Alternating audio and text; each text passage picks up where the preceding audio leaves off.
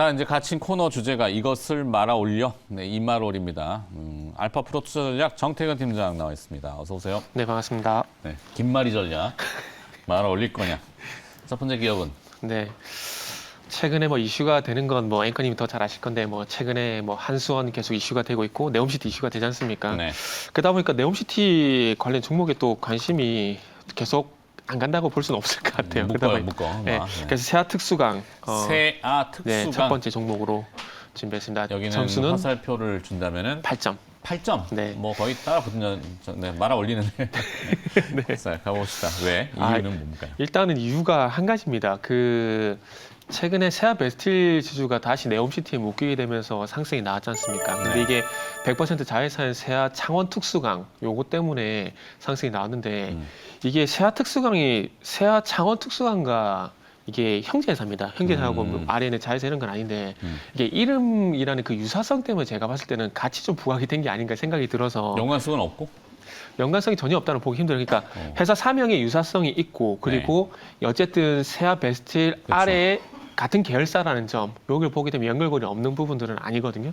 근데 이게 세아 베스틸 지수처럼 그러니까 위아래로 수익적인 어떤 직접적인 관계가 아니라 이게 옆으로 있는 간접적인 관계다 보니까 9점이 아닌 8점을 좀 선택을 했습니다. 일단 세아 특수강 같은 경우는 그러니까 세아 특수강이라보다는 세아 창원 특수강이겠죠. 그래서 이게 아람코가 대주주로 있는 그 사우디 산업투자공사하고 세아 창원 특수강이 작년에 합작법인을 설립을 했습니다. 그러니까 사우디의 스테인리스 강 공장을 설립하기로 이제 투자 계약을 맺었는데 그러다 보니까 세아 창원 특수강의 100% 지분을 가지고 있는 세아 베스틸 지주가 먼저 부각이 되고 그리고 또 이름의 유사성에 있는 또 이제 세아 특수강이 시간차를 두고 좀 강세를 보였거든요. 그러다 보니까 9점이 아닌 8점. 세아 베스틸 네. 지주였다라면 아마 9점을 드렸을지도 모르겠습니다. 거의 뭐 10점 만점 10점 주는 경우는 거의 없네요. 혹시나 10점은 9점도 높지 않나요? 10점. 그렇죠. 뭐 네. 사실 9점, 뭐 7점, 8점 뭐 이게 무슨 의미가 있겠냐 싶긴 합니다. 그러니까 솔직히 근데 좀 드리기가 좀 애매해요. 이게 좋으면 저는 이게 좋으면 좋고 안 좋으면 게 너무 좀 극단적인 종목이 있어가지고 네. 그래서 점수를 9점 아니면 0점 이렇게 좀 1점 이렇게 드리고 있는데 뭐. 일단 어쨌든 뭐 상승 쪽이면 다 좋게 본다라고 보시면 될 것 그렇죠. 같아요. 네. 가끔 말씀드리지만 이제 외국사들 뭐 골드만삭스라고 쳤을 때 그들 영문 보고서에는 컨빅션이라는 표현을 쓰잖아요. 네. 확신 매수. 네. 뭐 언젠가는 또 정대 팀장도 확신. 앞으로 그럼 10점을 지금 9점 말고 10점을 준비했겠네요. 알겠습니다. 두 번째 기업은 또 가볼까요? 네, 두 번째 기업은 이제 원준입니다. 원준. 네, 원준은 이제 포스코 케미칼과 연관성이 있는 회사라 좀 보시면 될 것 같은데 그 점수는 일단 요거는 9점을 좀 준비를 했습니다. 여기는 위치적으로도 조금 밑에 있고. 네. 최근에 그 있었는데. 천보나 아니 그러니까 물론 그 다른 거지만 네네. 천보도 스물스물 뛰는 거 보면은 네. 그죠? 이렇게 돌아가면서 이렇게 부각이 되는 것 같아요. 그 좀 이따가 SK노벨에서 말씀드리겠지만 좀 돌아가면서 그 부각이 되는데 네. 이 원준을 선택한 이유는 일단은 포스코케미칼이 최근에 주가가 상당히 괜찮은데 그 최근에 지난주 보시면 아시겠지만 삼성 SDI의 주가가 강세를 보이게 되면서 지난주에도 말씀드렸던 종목인 HYTC라든지 그리고 뭐 WCP라든지 그 삼성 SDI 쪽으로 이제 연결고리가 있는 회사들 주가가 상당히 괜찮았거든요. AFW도 마찬가지고요.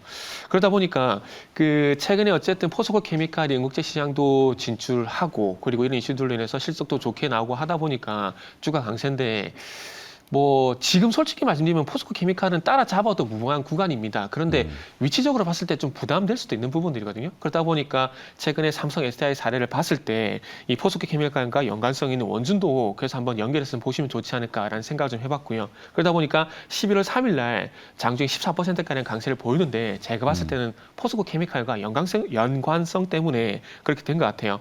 지금 현재 원준은 포스코 케미칼 그리고 SK 쪽으로 2차 전지 생산 설비를 이제 납품을 좀 하고 있거든요. 네. 근데 지금 양극재 쪽으로는 공급하고 있는데 포스코 케미칼 같은 경우에는 응급제 관리 열처리 장비를 공급할 가능성이 상당히 높다라고 합니다. 그렇게 본다면 포스코 케미칼의 어떤 직접적인 수혜주 뭐 이렇게 봐도 괜찮지 않을까라는 판단을 해봤고요. 네. 그래서 일단은 뭐 가격 전략도 좀 말씀을 드린다면은 보유자분들께서는 당연히 홀딩이고요. 그리고 네. 목표 주가는 한 26,000원 이상 정도 되면은 막 단기 수익 실현 한번 해봐도 될 것 같습니다. 그리고 혹시나 가지지 못하신 분들, 매수하지 못하신 분들 같은 경우에는 신규 매수 관점에서 보게 된다라면은 21,500원 정도 이하. 일단 5일선 추세 유지시키는 게 더 중요한데 일단 5일선 위에서 주가가 조정이 마무리가 되게 된다라면은 한번 추적 매수, 추격 아닙니다. 추적 네. 매수 해보셔도 괜찮을지 않을까 말씀드리고 보고 싶습니다. 추적한다는 건 결국엔 첨보하고 같이 묶어갖고 첨부는 아니대요. 아니야? 네. 네. 뭐 이름이 여기 또 두 글자 사람 이름처럼 돼 있잖아요. 첨보, 네, 원준. 원준. 또 뭐 비슷한 회사들도 있던데. 2차 전지, 음극재, 네. 원준. 가격 전략이 뭐 중요한가 싶긴 했는데 이게 원하시는 분들이 있대요. 얼마에 사고 또 네. 얼마에 팔아라. 그게 맞나? 구체적인 걸 좀 좋아하시는 분들이 있으시니까요. 그렇죠. 네. 네. 사실 뭐, 어떻게 그걸 딱 찍겠어요. 그렇죠. 그러다 보니까 뭐 가이던스 정도 제시하는 거죠. 네, 뭐. 구간이라고 네, 하는. 구간. 네. 대충 요 정도 가격이면은 뭐 시장 접근 전략으로는 생각이 있는데 물론 고려를 해야 되겠지만. 네. 자, 세 번째 기업으로 가볼까요? 세 번째 기업도 어쩌다 보니까 또 2차 전지 기업인데 SK 이노베이션입니다. SK 네. 이노베이션 조금 대형주 쪽으로. 네, 그 아까 조금 전에 첨보 말씀하셨듯이 최근에 돌아가면서 2차 전지 관련 기업들이 부각이 되고 있습니다. 네. 근데 SK 이노베이션도 제가 봤을 땐 그런 맥락인 것 같아요. 일단은 삼성 SDI 강세를 보이고 그리고 LG 에너지 솔루션이 강세를 보이고 그러다 보니까 그 파급 효과를 될까요? 시너지 효과가 SK 이노베이션까지 좀 가는 것 같아요. 그러니까 오늘은 네. 외국인 순매수도 그런 쪽이에요. 네. 네네. 삼성 SDI가 제일 많고 네. 지금 두 번째가 삼성전자, SK 하이닉스, 뭐 금양, 네네. 현대차, LG 에너지 솔루션. 네. LG 에너지 솔루션만 시세가 오늘은 뭐 약보합 정도 되는데 그 밑에 고려아연 붙어 있고. 네. 뭐, 그다음에 SK 이노베이션. 네. 이렇게 돼 있잖아요. 그러다 보니까 지금 2차 전지, 그러니까 거의 뭐 2차 전지 관련주의 전성시대가 다시 왔다라고 볼 수 있을 것 같은데 거기다가 점수가 중요하죠. 아, 예, 화살표 예. 점수. 점수는 이제 8점.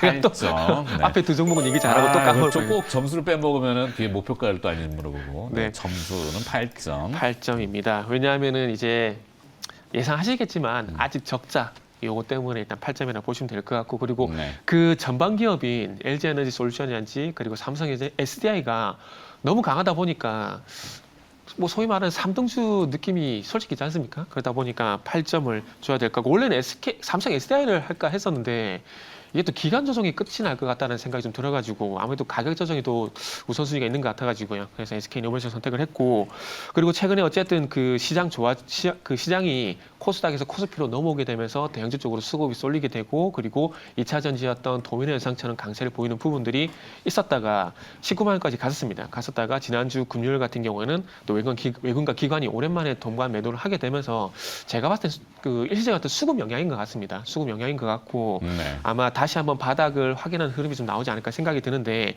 지금 오늘 2.5% 정도 상승 흐름이지만 뭐 올선이 저항이 될 가능성이 저는 개인적으로 높다라고 판단을 했습니다. 물론 오늘 흐름이 그렇게 나와서 그렇게 말씀드린 건 아니고요. 그래서 올선이 저항이 될 가능성이 있기 때문에 다시 한번 21선에 대한 어떤 지지력을 확인할 가능성이 저는 개인적으로 높다라고 판단을 했습니다. 그래서 조금 더 여유 있게 SK 이노베이션 천천히 봐도 되지 않을까라는 말씀 좀 드려보고 싶고요.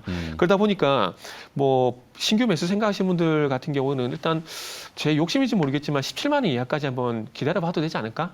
라는 말씀 한번 드려보고 싶고요. 그리고 보유자분들께서는 당연히 홀딩이고 보유자분들 같은 경우는 그 목표 주가가 일단 그렇게 높지는 않습니다. 일단 241선에 있는 20만 원 정도 말씀을 드리고 싶은데 네. SK 이노베이션이 전반적으로 그 차트적인 추세를 봤을 때 지금 보신 바와 같이 이 하늘색 선, 그러니까 241선 돌파가 현재 올해부터 쉽지가 않습니다. 그렇기 때문에 241선 돌파가 일단 숙제다 보니까 일단은 보유자분들은 이제 목표 주가 같은 경우에는 20만 원 이렇게 좀 말씀을 드려야 될 것 같습니다. 좋습니다.